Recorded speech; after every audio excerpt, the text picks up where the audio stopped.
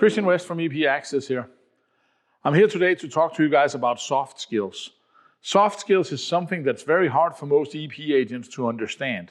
It's very hard for most of us to understand what soft skills are, especially if you're good at it. You might not even know you're good at it. In this course, I have sat down and tried to define what is soft skill for executive protection agents. It's actually a hard discussion because I don't think anybody before has actually really defined what the soft skills are. We all talk a lot about it. We all try to teach it, and we all try to embrace it, and we all try to pass it down. But if you don't have a framework for how it is, it's really, really hard to teach. But before we dive into the soft skills, I kind of want to back up a little bit. The reason why we need the soft skills is when you're an executive protection operator or an executive protection agent, it's almost impossible for you to not invade the private space of the principal or the principal's family. So when you invade this space, it's important that you understand how to do that. And the same for a lot of the people that is around the principals. You also, per default, gonna invade a lot of their private space. And that's why a lot of times I like to step back before I start an assignment or before I start teaching this. I like for the agents to really sit down and look at the person they're assigned to protect, understand what kind of image does this principal have? What's the culture around the principal? What's the dynamics and the style that the principal have with the people, with his family, with the people that is around him? And more importantly, also understand what is the role that you are gonna have, both in protecting private families, private clients, clients that are with their family, but also in the corporation. Really spend some time figuring out all of these things can help you.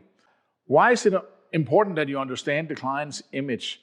Well, if the client is dressed in a certain way or have a certain way of speaking or is known to have these certain things that he does, you need to know about that. But it's more than that. It's also understanding how can I fit in here without altering the image of the client or being the client's way or being the way of the people that are around the client, right? Because we want to be close enough to do our job, but we also want to be far enough away that it's not about us. And we don't want to be in the way of anybody who needs to get to the client from his staff or whatever if we don't have to. So figuring out how does this whole thing work? But it's also more than that, because sometimes the client stands out from the corporation they work in or from the people that they're with, and they want to stand out. So it's not always like a lot of people say, oh, you have to dress like your client or you have to dress like the entourage. Well, that's not always the truth, right? It's very, very different. So try and sit down and do some kind of analogy for yourself or for the company you work for, or even talk to the EA or to the client himself if you're on that level of what is the image and how is it perceived. And then also look at the culture around the client. If everybody says he or she or sir or yes ma'am, no ma'am or whatever, you should probably do it too. But if they don't, maybe you shouldn't do it because that makes you stand out, right?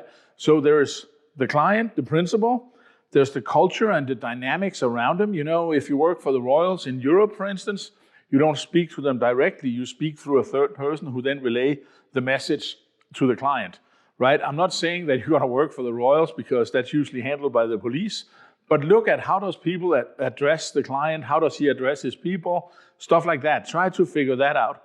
And the same when the family is around, right? Because that's one of the biggest pitfalls that you can fall into, is kind of inserting yourself among these things so you kind of become in the way. So those 4 things is one of the most important things you need to figure out before we can even dive into what kind of soft skills that you need to master. When we start to talk about soft skills and define soft skills, it's very, very hard because you're gonna figure out when we go through this course that you might have a lot of them already. You might be really good at some of them and you might be really bad at something else. And you might have misunderstood some of the things that you automatically do, and you don't know why you get the responses that you do. And when I sat down and tried to define these soft skills, I realized that some people need something and other people need other things to be well-rounded in executive protection. That's why when you go through this class, it's pretty important that you listen to all the different skills that I present for you and you figure out how much of this do I need, what do I already have, and what can I get better at. And that's really the way you should look at this course, because I don't think anybody needs everything I'm going to talk about here. I think if you're taking this class and you've already done some assignments and stuff like that, you already kind of know what you're good at. So take it as kind of like a refresher on those things and take the other things as something that you might have to practice or get better at or take more training in. But anyway, this is the soft skill course for executive protection, and these are the skills that I'm going to go over in this class. I'm going to talk about how to conduct yourself as an EP agent.